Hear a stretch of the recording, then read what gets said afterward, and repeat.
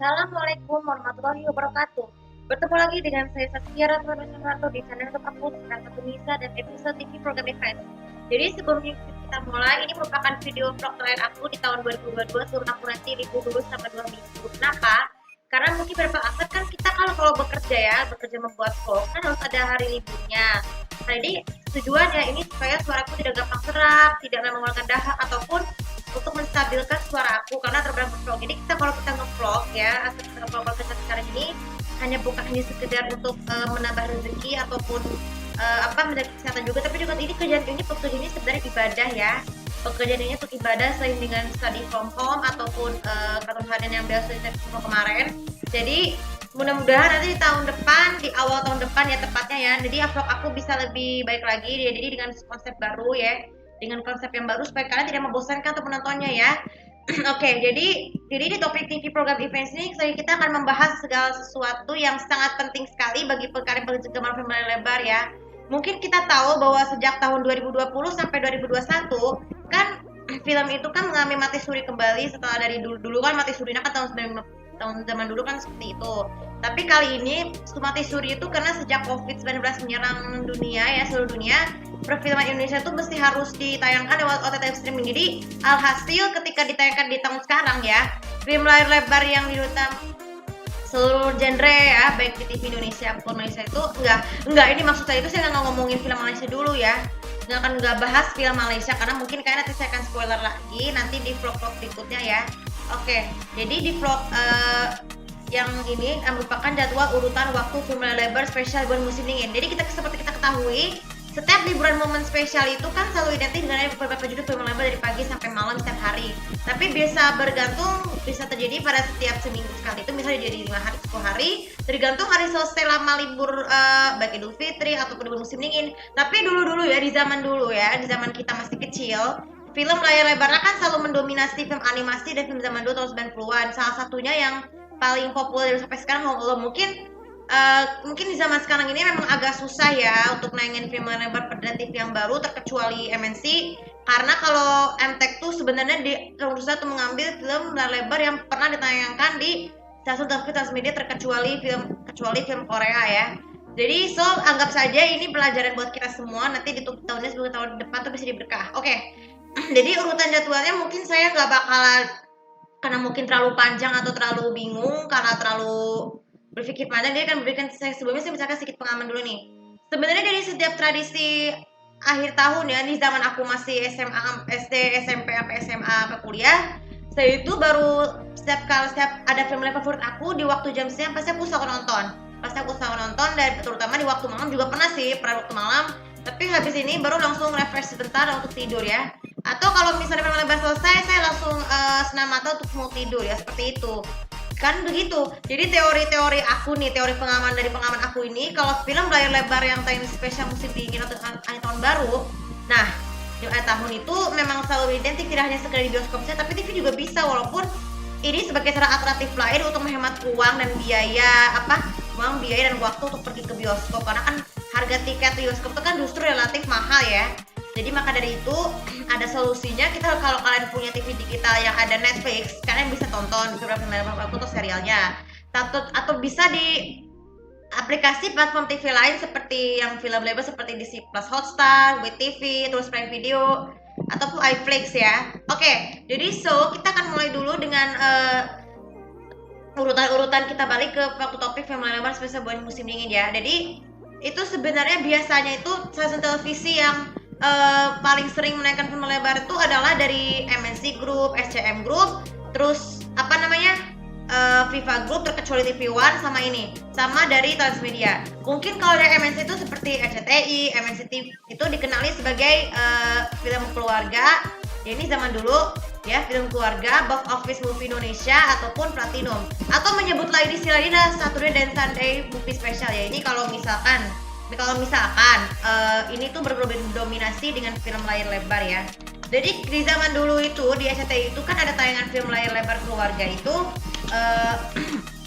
kan dulunya dominasi film animasi seperti Doraemon, Barbie dan juga Disney. Mungkin zaman sekarang tuh Disney sudah lebih jarang naik ke TV karena berfokus ke Disney Plus Hotstar. Terlebih lagi sejak tahun lalu Disney, pihak koperasi Disney itu memutuskan untuk menutup siarannya tuh sejak awal Oktober ya, Oktober 2021. Jadi makanya penggantinya ada Disney Plus Hotstar. Jadi film keluarga yang mas sekarang itu lebih Indonesia ke film animasi lama seperti diceritain seperti kita ada contoh judulnya ada Ice Age atau The Ferdinand, ataupun kalau dari GTV itu tinggal ngebahas TV dulu taruh ya. Sekarang kalau box office movie Indonesia dan Platinum itu masih dominan ya, walaupun jamnya tengah malam. Tapi kalau Indonesia itu Sabtu Minggu ya sama seperti SCTV.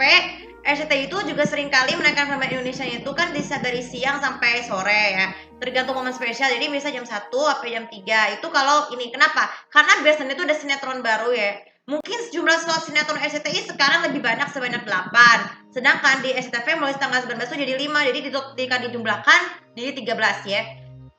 Kemudian kalau Platinum untuk sampai tengah malam itu dominasi film layar lebar barat ya, yang agak famous. Oke, sekarang kita beralih ke SCTV ya. Kalau ke SCTV, nah ini sebenarnya yang paling aku suka. Dari sejak aku SD sampai sekarang tuh film favorit aku ada beberapa judulnya yang kita lihat di vlog aku sebelumnya mengenai film favorit aku untuk Pusat Musim Dingin itu ada. Kalau sekarang itu kita taunya film Screenplay dan Baron 3 ya.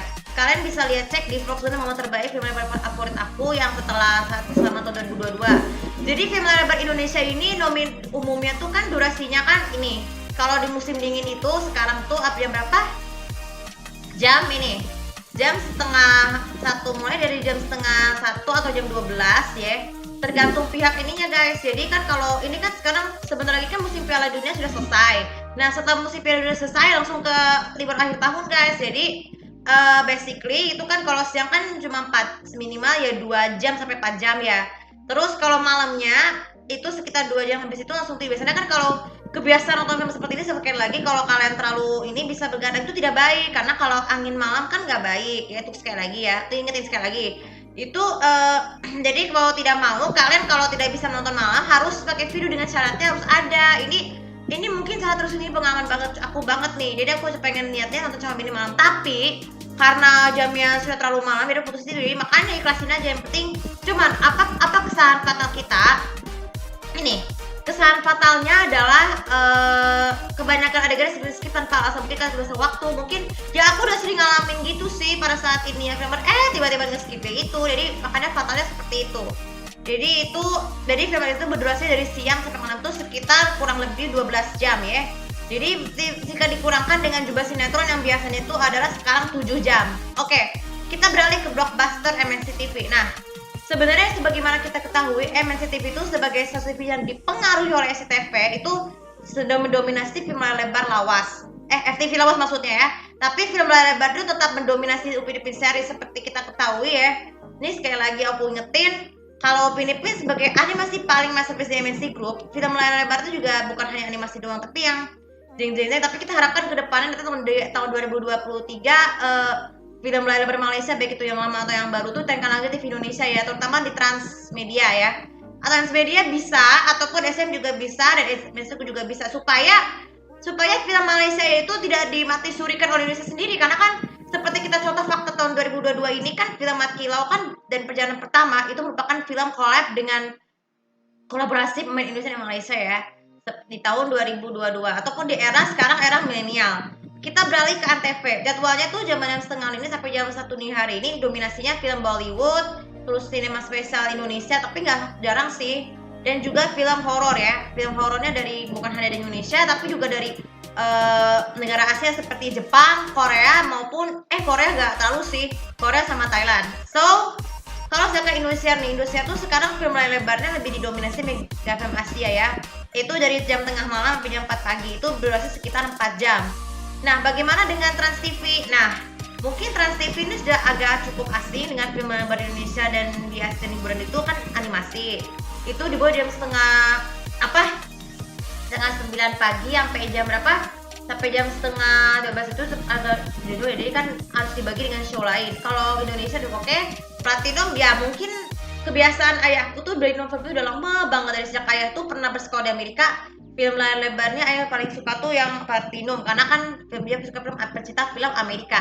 Oke, kalau di GTV, mungkin GTV ini merupakan satu-satunya televisi yang paling sulit menaikkan film layar lebar Indonesia. Ya pernah sih dulu sih, tapi untuk yang kalau yang di film animasinya tuh masih yang Ini yang masih dianggap cukup lawas, tapi nggak terlalu populer. Contohnya adalah Before Time atau The Movie Series. Mungkin movie series tuh nggak terlalu sering kali ya. Tapi yang paling mesti perhatian adalah seafood. Jadi kita ketahui bahwa seafood adalah bukan seafood makanan ya. Seafood ini film lebar Malaysia yang memiliki settingan di Malaysia. Tapi pengisi suara yang paling unik tuh adalah Amelia Henderson, aktris Malaysia juga. Oke. Kalau Platinum juga sama aja seperti bioskop Indonesia, seperti Trans TV ya.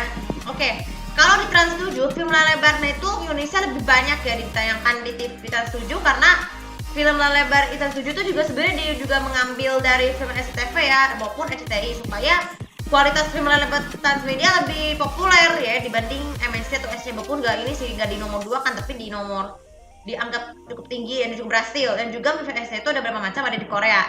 So, tapi yang menarik perhatian kita itu aslinya itu baru Trans 7 itu mencatat sejarah setahun lalu itu ketika film Munafik ditayangkan pertama kali di Indonesia baru tahun 2021 yang mau tahun 2022. Oke. Nah, sekarang kita kalau net cinema udah mulai berlaku sejak lama ya dari tahun 2015. Itu didominasi jam waktu malam. Oke. Dan yang terakhir di RTV ya sebagai satu televisi yang mendominasi kartun anak-anak walaupun gak terlalu banyak ya. Kan biasanya kan ada TV lain. Itu film lebar animasinya tuh mendominasinya dari jam berapa? Jam 4 sampai jam kira-kira atau jam 8. Jadi terusnya 4 jam. Didominasi Bobo the Movie ya sama seperti Pinipit, tapi Bobo the Movie jauh lebih cenderung mengangkat RTV film lebar seperti itu. Nah, jadi film lebar animasi ini dari Bobo the Movie itu sebagai tidak hanya mengakibatkan film lebar animasi Malaysianya tadi itu juga dan judul lain seperti Bola Kampung sangat populer ya. Karena disinilah kita mulai belajar mengenal siapa pengisi suaranya yang ternyata selebritis Malaysia terfamous ya.